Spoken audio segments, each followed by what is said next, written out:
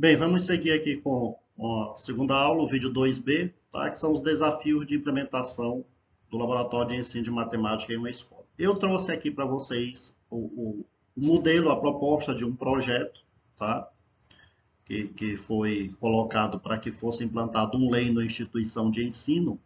É um projeto voltado mais para a formação continuada de professores, mas eu queria trazer ele só para você visualizar o que seria o modelo, assim, o padrão, as ideias para implantar o LEM. E em seguida a gente vê os desafios, tá? Por que, que o LEM não é tão fácil de ser implantado, por que, que algumas escolas, algumas instituições de ensino não têm, tá? Então, vamos ver. Aqui parte do projeto da implantação de um LEM, tá? Você vê que o tipo de laboratório é um agente de formação, né? Porque ele vai ser parte do processo de ensino-aprendizagem, tá bom? A atuação nesse caso específico desse LEM é para formação inicial e continuada de professores, tá? Mas um LEM ele pode ter uma atuação voltada diretamente ao ensino fundamental e médio, tá? Isso vai depender muito do público-alvo que você quer atingir com a criação do seu LEM. Mesmo ele sendo um laboratório voltado para a atuação específica na formação do professor, é possível, né, que esse professor, por exemplo, faça uma pesquisa, faça uma extensão e acabe agregando outros níveis de ensino, tá bom? Aí nós temos o público-alvo, né, que são os acadêmicos e professores do curso de licenciatura, os alunos e professores da escola pública e a comunidade acadêmica e a comunidade externa, né? Porque é interessante aqui você conseguir fazer uma associação com outras disciplinas, a questão da interdisciplinaridade que a gente vai ver já já, tá bom? As características do laboratório em si, né? A área, o ambiente construtivo do laboratório. Então, o lugar é um lugar para experimentar a prática pedagógica. Você vai a palavra experimentar a prática pedagógica, né? Que você vai testar aquilo que você viu na teoria. Estudo, discussão, investigação, produção e difusão do conhecimento. Tem que ser um lugar agradável e prazeroso, um lugar para tornar a matemática mais próxima da realidade, através de convivências, interações e troca de experiência, um lugar para atender às necessidades formativas dos acadêmicos e um espaço de pesquisa e produção científica também. Tá? E o processo para a criação, né? É um ambiente para estruturar, organizar, planejar e fazer acontecer o pensar matemático, um ambiente que facilita professores e alunos conjecturar, né, experimentar, analisar, concluir, aprender e aprender a aprender, né, que é formar o próprio conhecimento. Né? O aluno vai fazendo os seus testes, vai fazendo as suas experiências e vai formando o seu próprio conhecimento, o seu saber, não é?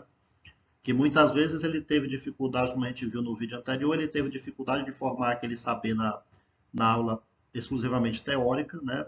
E consegue perceber, consegue ajustar a relação teoria e prática no laboratório. Tá? Aprender a fazer fazendo, né? Desenvolver competências e habilidades que são previstas agora na nova BNCC, né? Que cada conteúdo programático ele deve ter como objetivo alcançar uma competência, uma habilidade, e o laboratório é uma ferramenta importante para que essa competência seja atingida de forma vamos dizer, ideal, assim. Talvez não perfeita, mas seja mais próximo do objetivo ser atingido, alcançado, né? O laboratório também tem um processo de criação e descoberta, né? Reflexão na ação do que o aluno está fazendo, que foi o que eu comentei agora há pouco, que ele realiza a ação, ele vê a questão do sólido, ele vê a questão do volume, ele faz aquela reflexão de que aquilo realmente acontece, de que aquilo realmente existe, de que aquilo realmente pode ser utilizado na prática do dia a dia, né? Que a gente tem muita dificuldade, que os alunos às vezes perguntam onde é que eu uso isso, ele vai ter essa reflexão, aonde ele usa, aonde é que dali nasceu, né? Exatamente na ação, né? E a interação entre professores, entre turmas, entre alunos de escolas diferentes, essas coisas, tá? Só uma curiosidade minha aqui, que eu me lembrei, Muitos alunos perguntam qual a origem disso, de onde vem essa fórmula, de onde vem aquilo outro. E nós temos o π, né? O π, que é 3,14, é um número decimal infinito, é um número irracional. E é possível você testar como encontrar o π, tá? Basta que você pegue qualquer objeto que tenha que seja redondo, um prato, um CD, qualquer objeto que seja redondo, tá? A tampa de uma lata de leite, e você mede, pega uma trena, aquela de medir roupa, por exemplo, você pega uma trena ou uma fita, qualquer coisa, e mede o comprimento da volta do objeto, do prato, por exemplo. Você pega e mede o comprimento da volta do prato, tá? A circunferência do prato. E mede o diâmetro, a maior distância que você vai ter de um lado para o outro, vamos dizer assim, né? Maior distância que você vai ter do prato, tá? Aí você pega uma calculadora e divide a circunferência do prato pelo diâmetro do prato. Qualquer objeto no formato de uma circunferência, qualquer objeto do mundo nesse formato, quando você faz essa divisão da circunferência pelo diâmetro, o resultado sempre vai dar π. Ou sempre vai dar muito perto, tá? Nós já conhecemos o π, por exemplo, com mais de 1 milhão de casas decimais. Mas por quê? Porque os equipamentos usados para fazer exatamente essa atividade que eu propus aqui para vocês, o equipamento usado, ele é milimétrico, ele consegue... Quando a gente for medir o diâmetro de um prato, a gente vai ter perda significativa de alguns milímetros, tá? E os objetos e os aparelhos que eles usam para fazer essa medição é muito ajustado, tá? Quanto mais perfeita a medição, mais próxima do valor de 3,14 vai se achar, tá? Pode ficar aí como curiosidade, como teste, você pode até tentar fazer em casa, vai levar para os alunos, beleza? Nós temos aqui os principais desafios da implantação do LEM, tá bom? O primeiro é o espaço físico e o custo, tá? Nem toda escola vai dispor de uma sala ociosa, né? Muito pelo contrário, agora as escolas estão com aulas de contraturno, né? Com escolas de tempo integral, e nem sempre sobra uma sala, né, de aula ou uma sala mesmo, um depósito, um espaço menor que possa ser limpo, arejado e se tornar um LEM, tá bom? Então, o espaço físico talvez seja a primeira dificuldade. E o custo, por quê? Porque apesar do LEM ter muito material reciclável, é preciso que ele nasça com uma estrutura básica mínima, que são algumas prateleiras para que você coloque os jogos, umas cadeiras ali no centro, preferencialmente uma mesa ampla, tá? Alguns balcões, umas bancadas, tá bom? E também existem sites que vendem o laboratório de matemática, que na verdade é uma estante, certo? Com vários equipamentos dentro, vários. Alguns até eletrônicos que precisam ser ligados no computador para mostrar gráficos de equações de segundo grau, para mostrar gráfico de logaritmo, de funções logaritmo, esse tipo de coisa, tá? E esse armário, que é um laboratório de matemática que algumas instituições têm, ele pode ser um armário grande e tem outras que são umas caixinhas menores que tem até um carrinho para empurrar, tá? E eles têm um custo. Um armário desse completo é 20 mil reais, tá bom? A interdisciplinaridade, por quê? Porque como a gente viu que o laboratório ele vai ser importante para o aluno fazer o link entre a prática e a teoria, ele também é necessário que faça o link com outras disciplinas, com física, com biologia, com química, tá? Com todas as outras disciplinas é possível fazer com arte, tá bom? E às vezes o professor dessa outra disciplina não tem habilidade, não tem interesse de trabalhar no laboratório.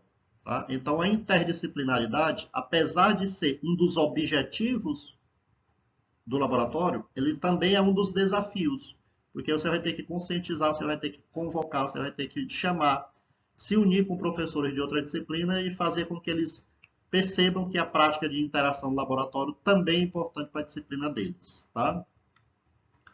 O método tradicional de ensino, às vezes o próprio professor de matemática, ele é robotizado, ele fica naquele método tradicional, quadro, exposição, no máximo um pendrive com projeção, tá? E ele não abre a mente, não abre o leque de opções para levar a turma para o laboratório, tá? Às vezes ele não tem nem conhecimento realmente de trabalhar, de manusear, porque ele é um professor de modelo antigo, né, tradicional, então esse é um desafio também. Se o professor de matemática for excessivamente tradicional, dificilmente ele vai querer implantar ou utilizar o LEND ou a escola. E o tempo para a construção. Tá? Outro dia eu vi uma frase interessante, acho que até o professor Arruda do Central que falou, mas eu já vi ele falando isso, mas eu já vi outras pessoas também falando. Tá? Que a construção de um laboratório de matemática ela é para sempre, ela é infinita, vamos dizer assim. Tá? Você dá aquele pontapé inicial sei lá, 50 objetos, 40 objetos, 10 objetos, dependendo da sua realidade. Dá aquele pontapé inicial e aquilo ali vai virando, vai acumulando, vai virando uma bola de neve, e vai conseguindo se expandir e hoje, depois de um tempo, ele vai estar grande. E grande, pequeno, porque sempre surgem novas coisas que podem deixar ele maior, tá bom? Então, contribuições de jogos, de materiais lúdicos produzidos pelos alunos, tudo isso vai ampliando a gama de objetos do laboratório. E lembre-se que a gente comentou no primeiro vídeo a importância de catalogar todos e colocar uma explicação, sobretudo se for um jogo, se for um objeto, vamos dizer assim, estranho à primeira vista, catalogar para dizer a função daquilo ali, como é que joga, como é que pratica, o que é que ele faz, tá bom? E para concluir, nós temos aí, ó, novamente o Lero Exato com suas boas colocações, que oferecer atividades diversificadas, diferenciadas e desafiadoras que potencializem a aprendizagem dos alunos, avançando e superando suas defasagens e dificuldades. Você vê que isso daí busca sanar aquela dificuldade que a gente acabou de mostrar do professor excessivamente tradicional, tá bom? E a segunda frase aí é que o laboratório de ensino é uma grata alternativa metodológica, porque mais do que nunca o ensino de matemática se apresenta com necessidades especiais e o LEM pode e deve prover a escola para atender essas necessidades, tá certo? Hoje nós temos muitas inovações, né, no ensino, no processo de ensino-aprendizagem e sobretudo, as novas normativas do MEC, ela gosta muito desse negócio de unir a teoria, né, com a prática e de habilidades e competências que o aluno vai precisar a ter adquirido, né, para ter concluído o objetivo de determinado componente curricular. E o laboratório ajuda muito nessa prática, beleza? Nós vamos ter hoje um fórum para debater a necessidade, tá, do laboratório. Uma outra lista pequena de atividades, tá bom? E semana que vem o nosso terceiro encontro, tá bom? Valeu, pessoal. Abraço.